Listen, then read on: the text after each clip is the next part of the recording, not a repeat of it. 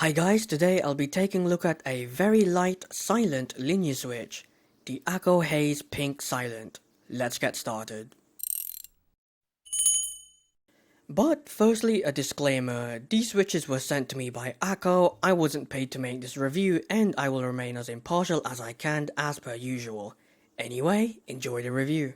Now, the Haze Pink Silent, as the name suggests, is a silent switch, and this is Akko's first attempt at doing so. Now, pricing wise, these are $13.99 for 45 switches on Akko's website, so they're very affordable, much cheaper than most silent switches.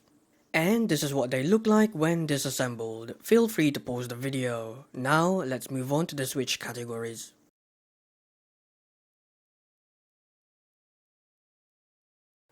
On-center key presses are ultra smooth with barely any scratchiness or inconsistencies. Off-center key presses do show minor scratchiness, but most of that can't be detected under normal typing anyway.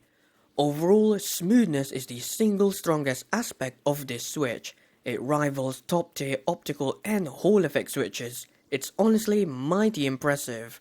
9 out of 10. Now, according to Akko, these switches have an actuation force of 43 grams at 2mm and a bottom-out force of 58 grams at 4mm. Essentially, this is a Cherry MX silent red competitor, but the overall weighting feels lighter than what the force curve suggests. It's closer to the weighting of the Gateron Clear, a very light linear switch. And of course, as someone who isn't a fan of ultralight switches, I also didn't like this one. However, they were at least very consistent throughout my testing period. Overall, if you're looking for a light, consistent, silent linear switch, this may be for you, but it clearly isn't for me. 4 out of 10.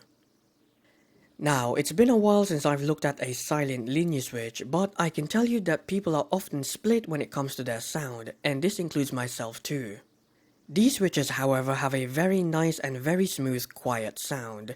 This is obviously thanks to its top-class smoothness, so you essentially don't hear any scratchiness when typing, unlike other silent switches. Overall, it's no Alps Blue, but for a first attempt, Akko nailed it. I like them. 7 out of 10. Now, take a listen and enjoy.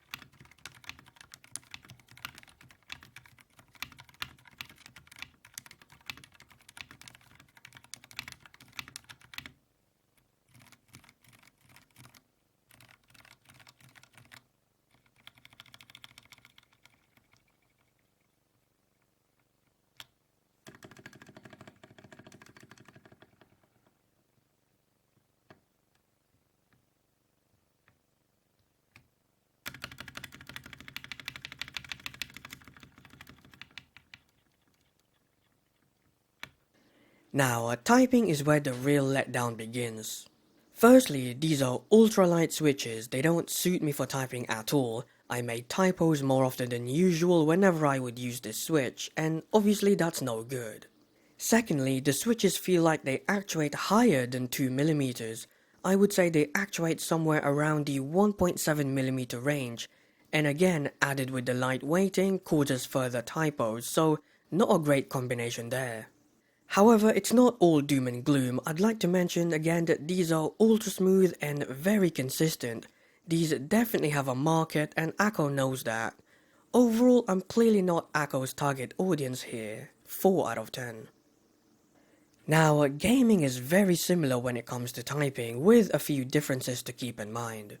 As already established, the weighting is very light, and in fast-paced games, I tend to mispress keys basically all the time. However, this was less of an issue with slower-paced games. Now, on the positive end of things, I had zero issues with smoothness and consistency, which are aspects that matter in gaming, especially consistency, so that's very much appreciated. Overall, if you're in the need for a light, silent, linear switch for gaming, this one is one of the better options out there, but they aren't for me. 4 out of 10. In conclusion, this is an ultra-light, very consistent, silent linear switch with an affordable price tag. Or in other words, it's a silent Gateron Clear. The final score for this switch is 28 out of 50 or 56%, making this the lowest scoring Akko switch thus far, but that's due to my preferences. And that's the end of the review, and next time I'll be looking at the complete opposite of this switch. Until then, take care and goodbye.